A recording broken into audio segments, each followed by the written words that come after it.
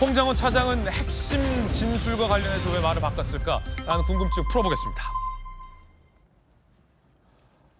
헌재에서의 증인으로 출석해서의 진술은 매우 신중해야 하고 기억이 안 난다고 아무렇게나 둘러대거나 가짜로 증언해서는 안 됩니다. 자칫 처벌받을 수도 있는 문제입니다. 그런데 홍장원 차장은 헌재의 증인으로 출석해서 명확하게 국정원장 공터 앞에서 서서 한 손으로 메모를 적느라 글씨가 흘겼어서 보좌관에게 다시 정서로 쓰게 했고 그 원본도 구겼다라고 진술을 했었습니다. 헌재 진술입니다. 그런데 그 시각과 장소가 CCTV상 일치하지 않는다라는 거짓 논란이 일자 저희 채널A와의 단독 인터뷰에서 말을 바꿨습니다. 들어보시죠. 명단 관련 이야기는 이미 이 22시 58분에 대화가 있었습니다. 저도 명단을 불러준다고 해서 갑작스럽긴 했지만 이제 어두운 관저 공터에 있었으니까 일단은 그 주머니에서 펜과 메모지를 꺼내 적으려다가 저희들이 보니까 일반 전화, 개인 폰으로 전화를 하고 있더라고요. 그래서 안 되겠다, 이제 보안 폰으로 하자라고 해서 전화를 끊고 일단 통화가 중단됩니다. 그래서 직무실에 가서 보안 폰으로 어떻게 그 방첩사령관하고 연결할 수 있어? 그랬더니 보좌관이 보안 폰으로는 방첩사령관하고 연결이 안 됩니다. 11시 6분에 이제 다시 그 기존에 했던 개인 전화로 다시 연결하게 되죠. 제가 그 직무실에 들어가자마자 앉지도 못한 상태에서 그냥 선체로 바로 여인영 사령관에게 다시 전화를 합니다. 저도 명단을 적은 것을 관저 공터에서 서서 적었다고 했는데 22시 58분에 공관 공터의 상황과 23시 06분에 직무실에서 서서 받아 적었던 사항을 다소 혼동해서 진술했던 것도 사실인 것 같습니다. 자, 채널A 단독 취재입니다. 홍장원 차장이 체포 메모를 작성한 장소를 공터에서 사무실로 바꿨습니다. 앞서 헌재의 진술이 사실과 다르다는 것을 인정한 셈입니다. 거듭 말씀드리지만 헌재에서의 증인 진술은 신중해야 합니다. 시간과 분까지 정확하게 기억했던 홍장원 차장이 그 중요한 메모를 받아 적었다는 그 장소를 공터와 사무실을 헷갈렸다라고 주장하고 있는 겁니다. 메모를 여러 번 적은 것도 아니고 딱 한 번 초창기 메모를 받아 적은 장소를 헷갈렸다라는 건데 앞서 헌재에서의 증언 들어보시죠. 방첩사령관이 명단을 불러주는데 이렇게 책상에 앉아서 여유 있게 적었던 부분이 아니라 당시 구청원장 관사 입구에 있는 공터였기 때문에 서서 제 포켓에 있던 메모지에다 막 적었었습니다. 누가 물어보지도 않았는데 국정원장 관저 앞에 공터에서 서서 다급하게 메모를 적었다. 이 이야기를 한 배경은 원본이 사라졌다라는 의혹과 관련해서 홍 차장이 해명을 하는 과정에서 나온 얘기입니다. 그런데 저희 채널A의 인터뷰 방금 전 들으셨듯이 CCTV와 본인의 진술이 맞지 않다라는 논란이 일자 장소를 바꾼 겁니다. 속보 자막으로 계속해서 저희가 보도해드리면서 전문가들의 이야기도 좀 듣겠습니다. 자, 일단 정혁진 변호사님, 재판 많이 해보셨잖아요. 헌재에서의 증인 진술은 매우 신중해야 되고 위증하면 처벌받을 수도 있는 거잖아요. 그런데 공터와 사무실 이 말이 바뀐 건데 장소 차이가 헷갈리기엔 너무 큰 거 아니냐라는 얘기도 나옵니다. 어떻게 보십니까? 글쎄요, 뭐 재판이야 제 옆에 계신 전주의 의원님이 저보다 한 10배는 더 많이 하셨을 것 같은데 그런데 제가 봤을 때 홍장원 메모는요 너무너무 이상해요. 첫 번째와 두 번째가 달라요. 어떻게 달랐느냐? 그 홍장원이 처음에 밝혔을 때는 두 개의 전화 통화만 밝혔어요.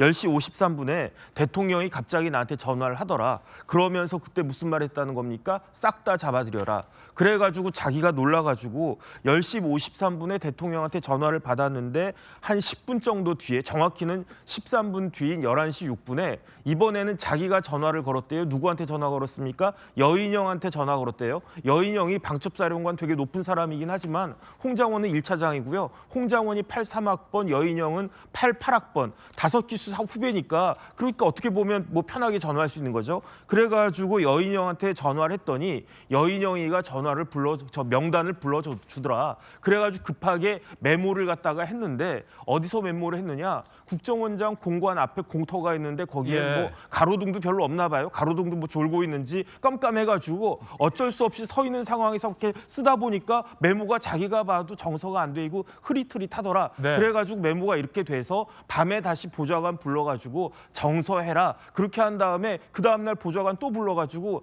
네가 기억나는 대로 정서한 메모는 자기가 받았다는 이야기거든요. 그런데 그 보좌관 보고 새끼 보좌관 보고 야 너 어젯밤에 정서했었잖아. 그거 다시 한번 네 기억나는 대로 메모해봐. 이게 여태까지 홍장원의 그 이야기한 정리였는데 저 어저께 밤에 그 동정민 앵커 나와가지고 그 둘이 다 조금 전에 보였던 저거 보고 진짜 황당해가지고 왜 그랬습니까? 도대체 홍장원은 무엇 때문에 거짓말을 갖다 한 겁니까? 헌재에서도 거짓말하고요. 저거는 제가 봤을 때 홍장원은요. 대국민 사기 아니겠습니까? 전화를 4번 했으면 4번 했다고 해야지 왜 제 전화를 4번 해서 2번만 한 걸로 이렇게 싹 가려버렸을까? 그거는 이유는 딱 하나예요. 그 이유는 뭐냐면은 조태용 원장이 헌재 나와가지고 이야기했잖아요. 어떤 이야기를 갖다가 했느냐.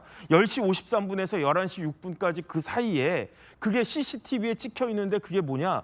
10시 58분에 홍장원이가 걸어서 자기 사무실 들어가는 게 CCTV에 찍혀 있었다. 그런데 어떻게 다시 뭐 빙의해가지고 다시 공터로 그냥 영혼이 날아가가지고 거기서 메모를 갖다 한 겁니까? 말이 안 되잖아요. 거기에 대해서 왜 답을 갖다가 안 하느냐. 그런 이야기가 딱 나왔으면 그 즉시 아니다. 그 CCTV가 잘못된 거다. 아니면 내 기억이 잘못된 거다. 둘 중에 하나 이야기해야 되는데 그냥 묵묵부원하고 있다가 어제 가가지고 이야기하는데 그 이야기 들어보니까 그 2개가 아니라 4개였다는 거 아니겠습니까? 그래 보니까 10시 46분에 계엄이 언제 나왔었냐면요. 계엄이 10시 28분에 윤석열 대통령이 계엄을 갖다 터뜨렸단 말이에요. 어쨌든 그 시간은 저희가 잠시 후에 네네. 이렇게 말로 하시는 것보다 저희가 정리한 걸 보면서 좀 다시 설명 부탁드리겠고요. 그래서 결론적으로는요. 네. 저는 이 홍장원의 진술은 뭐랑 똑같느냐. 예. 이화영 진술하고 똑같아요. 이화영이 어떤 진술이에요? 이화영이 연어를 검사실에서 먹었습니까? 조사실에서 먹었습니까? 생전에 검사실에서 연어 먹은 거 제가 변호사 20몇 년 한동안에 한 번도 본 적이 없는데 그러면 구치소에 있다가 연어를 먹었는데 그 연어를 먹은 게 그게 검사실이냐 조사실이냐 이게 헷갈릴 문제입니까? 아니 대통령이 계엄을 해가지고 국정원 1차장이 그것도 모르고 앉아있다가 깜짝 놀라가지고 대통령 전화를 받고 메모를 갖다가 했는데 그 메모를 그 공터에서 한 거하고 그 집무실에서 한 거하고 그게 헷갈릴 일입니까? 저렇게 정신이 없는 사람이 우리나라 국정원 제1차장하고 있었다는 겁니까? 그다음에 메모를 왜 보좌관한테 정설했냐? 그 이유 딱 하나잖아요. 뭐냐면은 서가지고 깜깜한데 서가지고 자기가 막 흘렸었기 때문에 그래가지고 잘 안 보여서 정서했다고 하는 건데 지금 보니까 집무실에서 썼다면서요. 집무실에서 쓰는데 이걸 갖다가 막 흘렸습니까? 똑바로 앉아가지고 따박따박 적으면 보좌관 부를 필요도 없었겠네. 제가 봤을 때는요. 홍장원의 말하는 거는 기억부터 히읗까지 믿을 만한 게 하나도 없는 거 아닌가 저는 그런 생각까지 듭니다. 정혁진 변호사님 개인적 견해고요. 잠시 후에 다른 의견도 청해 듣겠습니다. 판사 출신께 여쭤보겠습니다. 이제 증거력 법적으로 헌재에서의 진술을 바꿨잖아요. 네. 만약에 조태용 국정원장이 국정원 CCTV를 돌려보지 않았더라면 어쩌면 지금까지도 홍 차장은 국정원장 공간 앞에 공터에서 적었다라고 계속 홍 차장의 주장이 이어지고 있었을 겁니다. 조태용 원장의 반박이 아니었다면 홍 차장이 말을 바꾸지 않았을 테니까요. 헷갈렸다. 글쎄. 그런데 사무실에서 적었다라고 장소를 바꿨잖아요. 한 가지 이례적인 게 사무실에는 본인의 집무실 책상도 있고 제대로 된 메모도 있었을 텐데 네. 그리고 홍 차장의 지금 인터뷰를 보면 보안폰이 아니라서 사무실에 들어가서 다시 통화했다고 했지만 결국 홍 차장은 보안폰으로 통화를 하지 않았어요. 그냥 개인 전화로 방첩사령관과 통화를 했다라고도 신하고 있습니다. 그러면 이 스피커폰 기능도 있잖아요. 그러면 스피커폰 켜놓고 오른손잡이인지 왼손잡이인지 모르겠습니다만 본인이 편한 손으로 정석까지 아니더라도 제대로 앉아서 메모를 하는 게 상식일 것 같은데 사무실에서 이렇게 사무실에서 서서 적었다. 그렇기 때문에 계속 악필이어서 원본을 폐기했다라는 주장이 이어지고 있는 거잖아요. 어떻게 보십니까, 판사로서? 지금 홍장원 전 차장의 진술은 사실 믿기가 굉장히 어려운 상황이 돼버렸죠. 그래서 만약에 제가 재판장이면 저 홍장원 메모 있지 않습니까? 저 홍장원 메모의 신빙성은 저는 그러니까 저 메모를 안 믿을 것 같습니다. 증거력이 없다. 예, 그러니까 신빙성으로 배척을 한다 지금 이제 그렇게 보통 얘기를 하는데요. 저 홍장원 메모의 신빙성이 없다 이제 이렇게 판단할 수 있는 그런 상황까지 됐죠. 왜냐하면 홍장원 전 차장이 본인이 정확히 자기의 행적을 10분초까지 예. 기억한다 이렇게 얘기했던 분이에요. 그런데 지금 그 통화 내역도 물론 진술이 오락가락하고 있습니다만 이제 가장 중요한 것이 작성 장소죠. 굉장히 중요한 거죠. 처음에 메모를 어디서 했는지가 굉장히 중요한 것이고 그 말의 신빙성에 따라서 홍장원 전 차장의 말을 믿을 것이냐 안 믿을 것이냐 굉장히 중요한 부분인데 그런데 이 가장 중요한 이 장소에 대해서 공터에서 썼다고 얘기를 했다가 이제 집무실로 바꾸죠. 이거는 헷갈릴 수가 없는 부분이라고 생각하기 때문에 만약에 이제 이것이 이제 형사 재판에서 이러한 진술이 이루어졌다고 한다면 저는 홍장원 전 차장의 말은 믿기가 어렵다. 그리고 그 말에 따라서 작성된 저 홍장원 메모는 저거는 믿지 않는다. 이렇게 될 것 같아요. 예. 다시 말하면 조태용 국정원장이 며칠 지난주에 헌법재판소에 가서 증언을 하지 않았습니까? 그러면 두 사람의 진술이 지금 다른 부분이 있죠. 예. 메모의 진위성, 그다음에 또 행적 이런 부분에 대해서 조태용 전 국정원장의 진술과 홍장원 전 차장의 진술이 다른 부분이 있지 않았습니까? 그러면 그럴 때 재판부가 판단하는 건 누구의 진술을 더 믿을까 하는 부분인데 지금 이루어지는 걸 보면 조태용 원장의 진술이 훨씬 신빙성이 높다. 네. 조태용 원장의 진술이 신빙성이 높다고 판단이 된다는 거는 결국은 굉장히 이 사건 지금 이루어지고 있는 헌법재판소에서 이루어지고 있는 탄핵 심판 사건에서도 굉장히 중요하고 그렇기 때문에 내일 홍장원 전 차장이 지금 다시 한번 헌법재판소에 가서 지금 증언을 하게 예정돼 있지 않습니까? 예. 바로 이 부분, 이 메모가 지금 4가지 종류가 있다고 하는데 이것도 굉장히 조태용 원장의 진술이 신빙성이 높죠.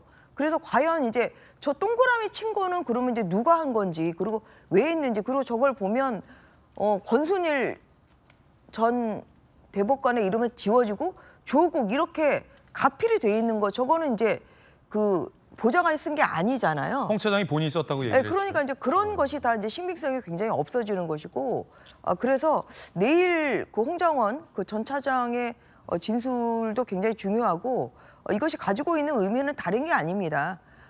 결국은 탄핵 소추 그리고 내란죄 수사까지 이루어지게 된 굉장히 큰 단초가 예. 이 홍장원 메모였습니다.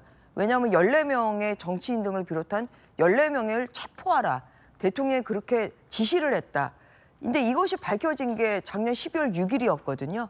그 이후에 결국은 탄핵 소추 의결 그리고 또 대통령에 대한 네. 내란죄 수사까지 이루어진 굉장히 중요한 단초가 저 홍장원 메모이기 때문에 그러한 면에서 이 진위 여부는 헌법재판소에서 이루어지고 있는 탄핵 심판에 있어서도 굉장히 중요하고요. 예. 그리고 탄핵 재판소가 그러니까 헌재가 이 체포 지시가 있었는지 없었는지 이 부분에 대해서 명확하게 가려할 이런 상황까지 맞게 됐다고 생각합니다. 예.